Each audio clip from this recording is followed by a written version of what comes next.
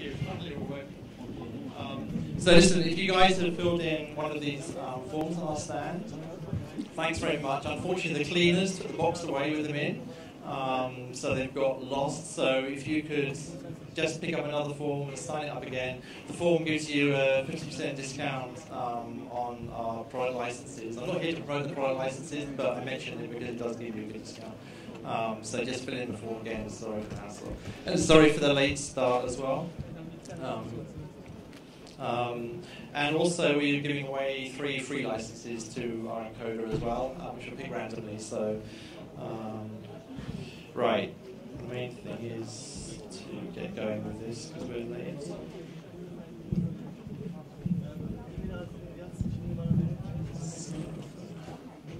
Okay, so who is IonCube? Where am I from? We're a software company in the UK. I'm just going to go through this really briefly now. We do tools for protecting PHP-based software.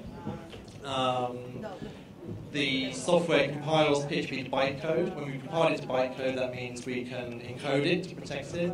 It's no longer source code after all. We can then apply licensing features, so you can lock the bytecode to domains, which is great if you're selling code and you want to make sure people don't use it on multiple domains.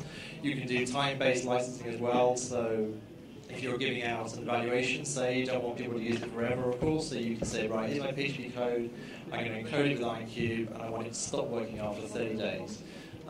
So that's great for an evaluation. The server side is implemented with a PHP extension that plugs into PHP that runs all the code. And it's available on several different platforms, and we've also got an online encoder as well. Okay, so I want to skip past that. I'll skip the use cases because we're running out of time. Okay, so the talk here then is about website vulnerabilities.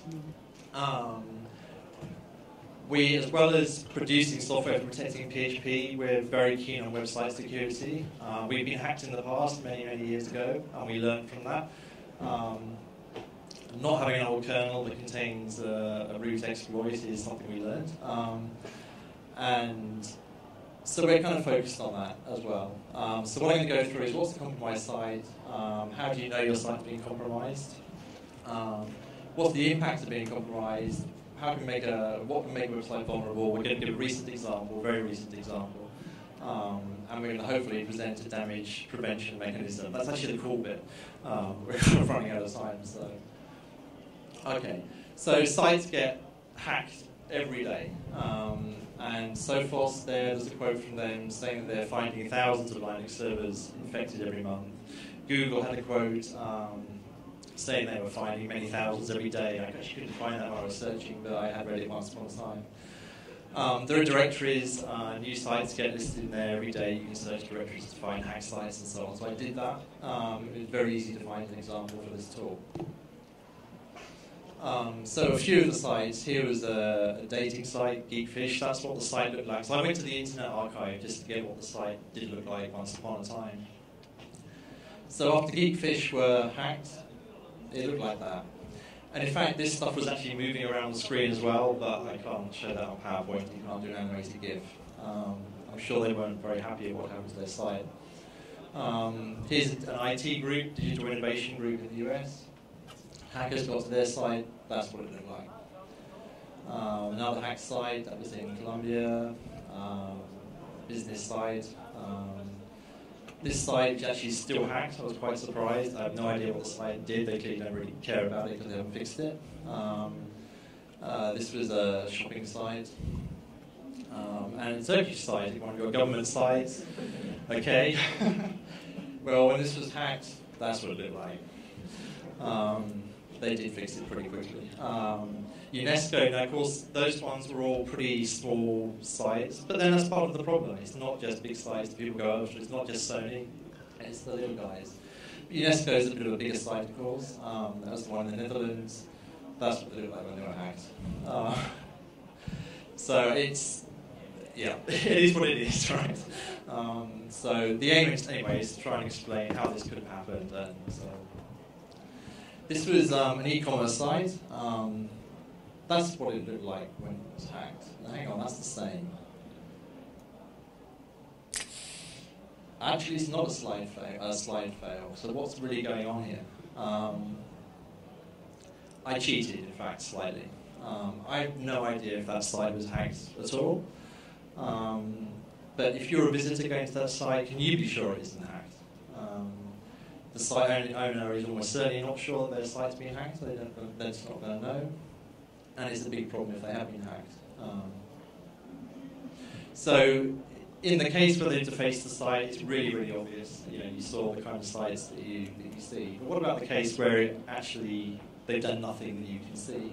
What are the sort of things they like to have done?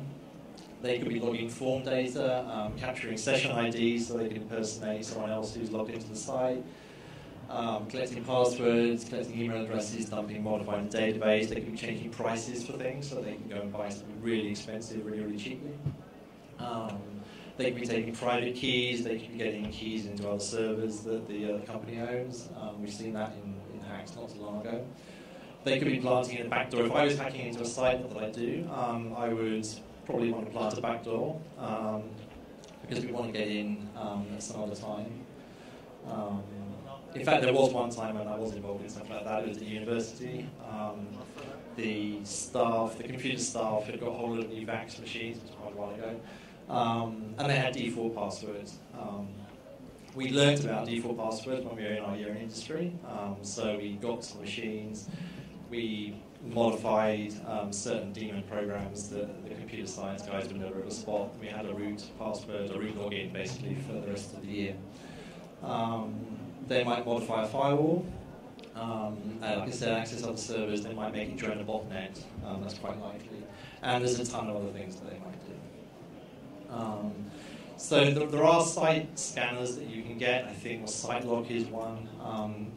And so what do? Well, they give you a trust seal. So that's great. You can display this trust seal on your site. You're really proud about it. It says, my site's nice and secure. It's also telling the hacker that you use such a service. They're just going to be more careful.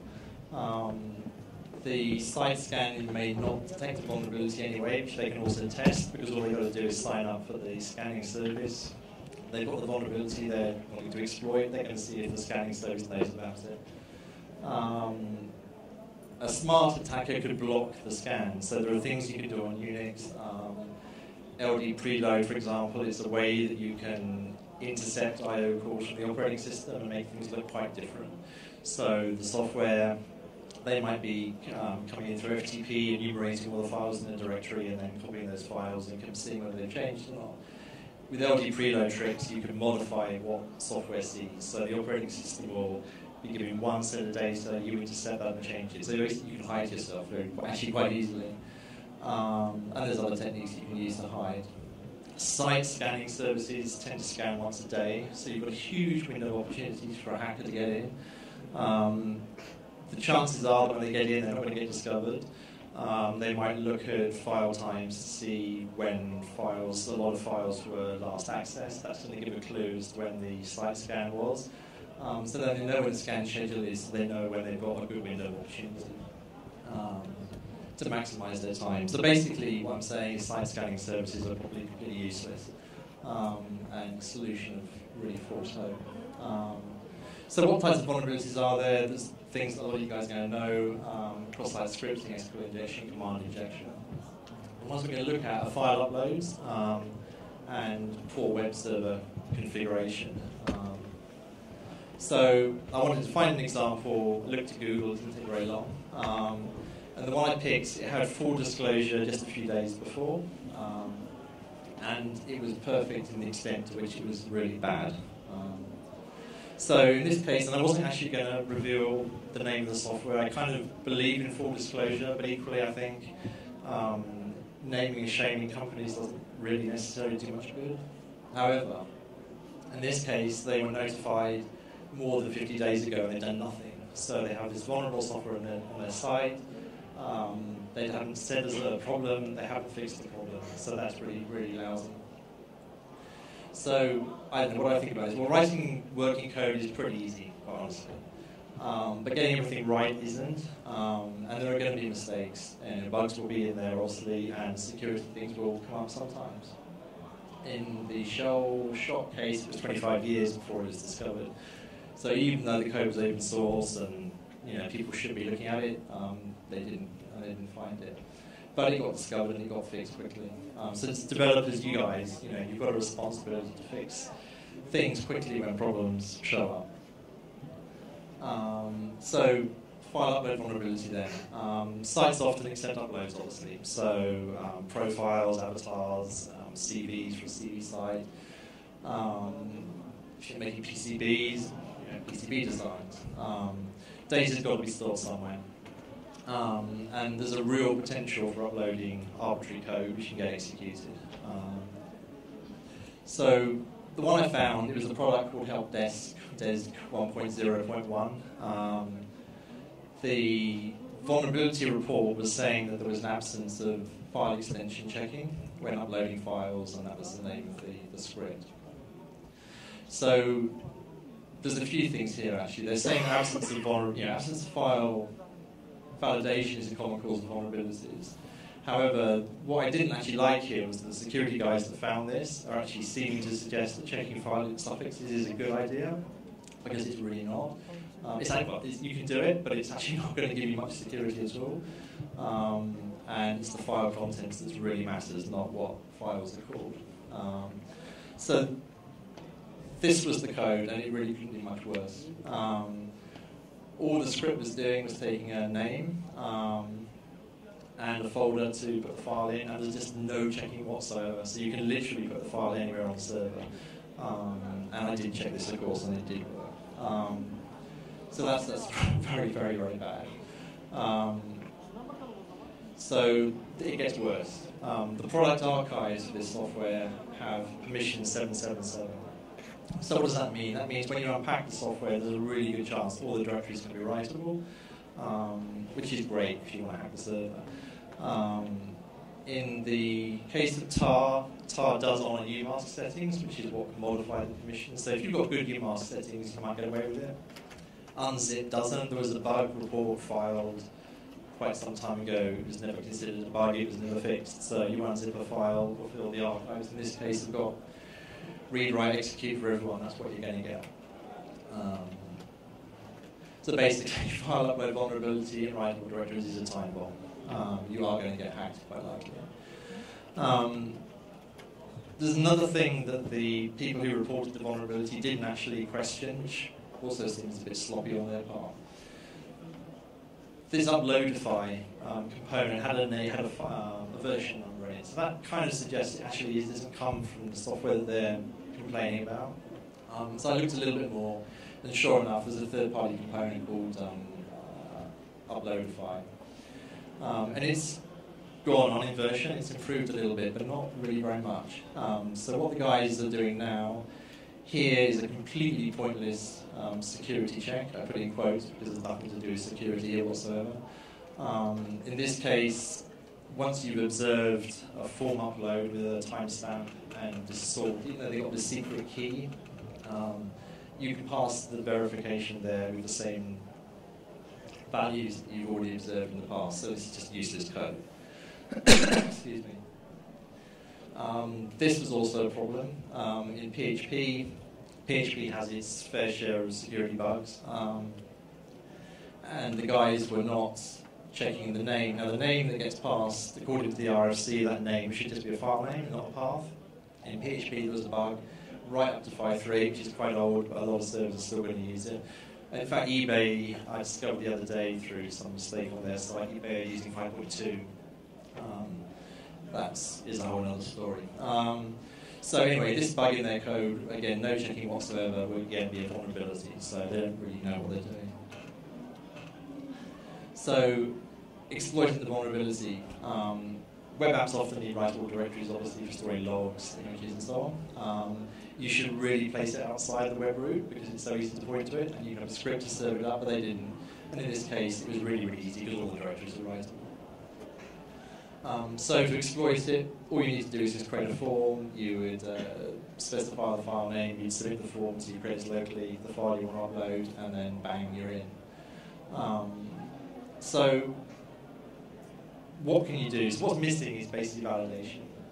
So checking the file upload name is a possible way, but it's very, very ineffective due to another thing we're going to talk about, which is Apache vulnerability.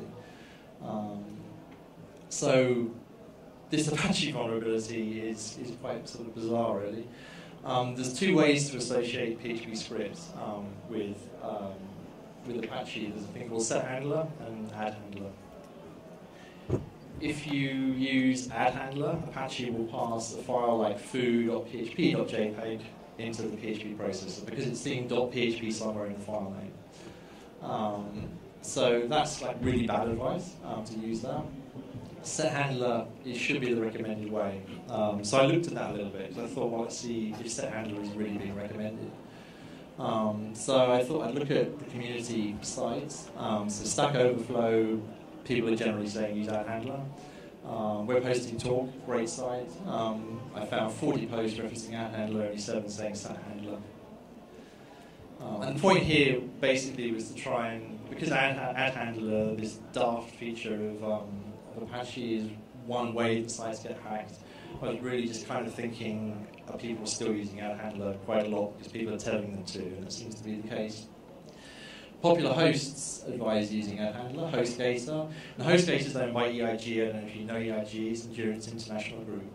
They own 64 or more hosts that a lot of you would have heard of. Millions and millions and millions of hosting customers. I quite possibly gave the wrong advice for how to configure their server.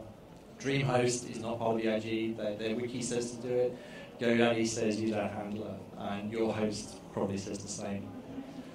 I looked at blogs. I decided not to put the blog I found, but there was a blog post from only like a week ago or so that was saying use addHandler. So basically, people are giving wrong advice for how to configure web servers. CentOS 6 uses addHandler, and that's supported until 2020. Fedora 80 up to 18 also did it. So OS distributions were also using addHandler. So basically, there's a really good reason why an awful lot of sites out there have got this Apache flaw, if you like. So what you really got to do is look at file contents. So when a file is uploaded into PHP, there's a variable you can access and it tells you what the line type is. So you could look at that.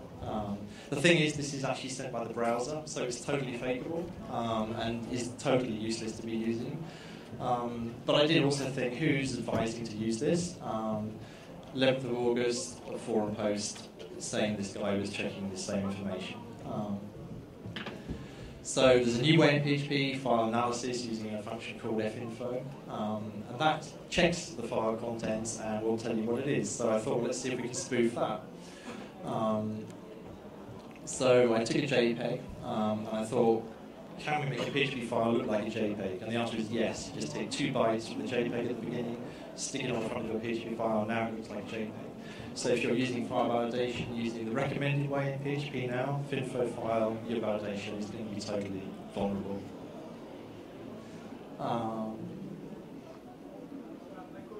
So that's that. There's another method which is now quite new called steganographic. And the idea here is that you use the ability to store data inside a JPEG file. So JPEGs have EXIF data, which is text fields that describe the file. So it could be the author of the photo, where it was taken, things like that. So it turns out that if you embed PHP code into the EXIF data, that is completely fine. The data isn't compressed, it's not encoded, nothing. And such files are going to survive image resizing, cropping, saving, anything like that. So you can basically store PHP code inside a JPEG file, and it will look like a JPEG file, even if you have a library to do a really thorough check. So the fact is, preventing intrusion is hard, and it's probably even impossible. And even if a system is secure today, you don't know if it's going to be secure tomorrow. People could have made a change, anything that's just breaking your security.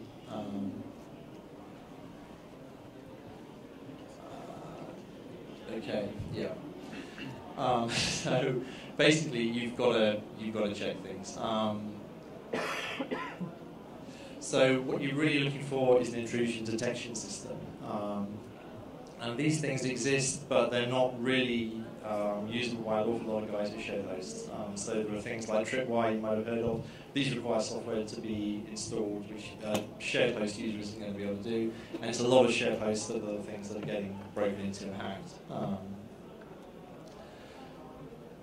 So this is something that we've now implemented ourselves into our software. So although our software was formerly really about encoding PHP and protecting PHP, we've wanted to look at how we can add security to websites.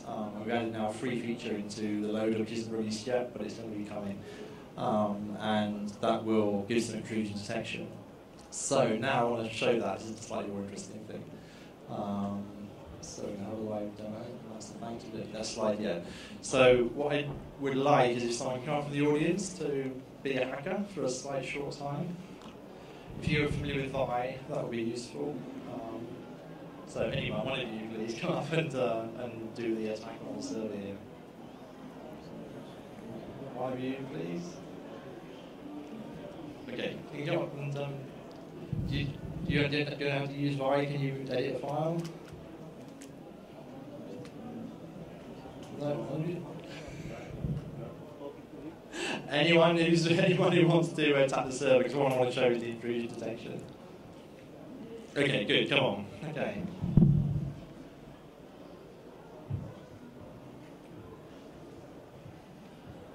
So the only thing is we're now stuck.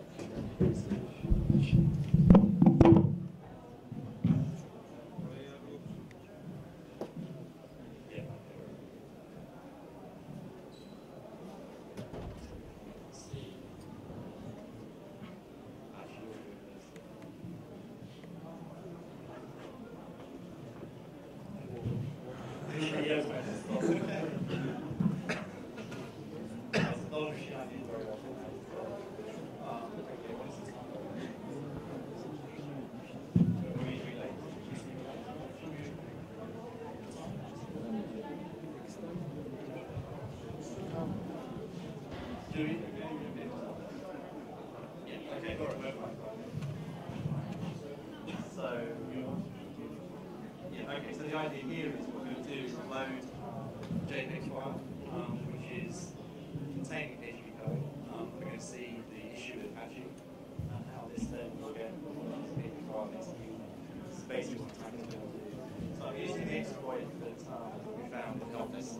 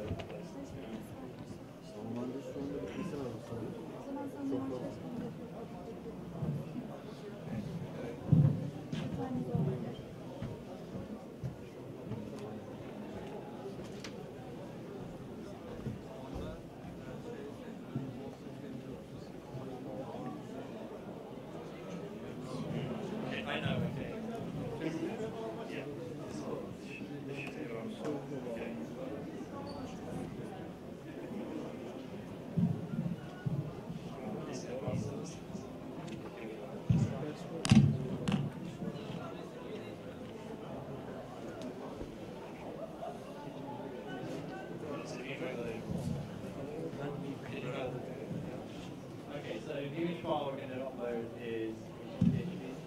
So that's JPG first, so you can just write it. In fact, you can see the thumbnail there. So the image file we've got is good old grumpy cat.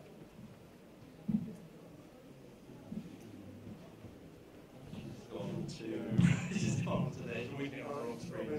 Okay, it's basically grumpy cat. Okay, you can take it on trust. You can see the thumbnail. So if you now go on to so that's fine, you can see it's grumpy cat there. So it is basically a JPEG file. If you go to the exploit window at the top there, so just click this one. Yeah. Okay, so browse to the file. Okay, so click on the image property. So exploit is going to exercise the exploit of the software. Okay. If we go to now the next tab, next data, we should look at it first. We can see So this is on a website with help desk software. Can you now refresh? Okay, you can now see that the file has been uploaded. So this is basically private to your server. You should be able to access that directory. We've used the exploit, we put graphic account. However, if you click, it says you've been pwned. So basically, that's executed the file. So the junk at the top is just the little bit of JPEG file, JPEG data, PHP. Unless it sees a PHP tag, it's just going to treat it as HTML. Sample characters, that doesn't matter whatsoever to the exploit. The pwn just do an echo statement is executed. So that's the exploit in place. We've got no intrusion detection.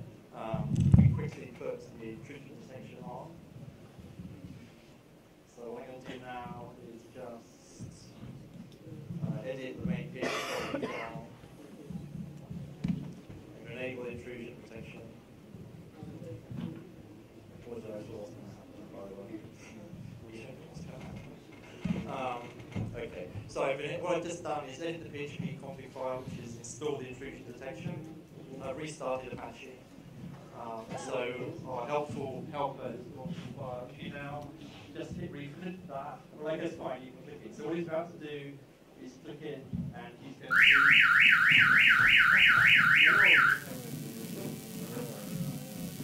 now he's got a blank page, and I know. Thank you very much. Sorry.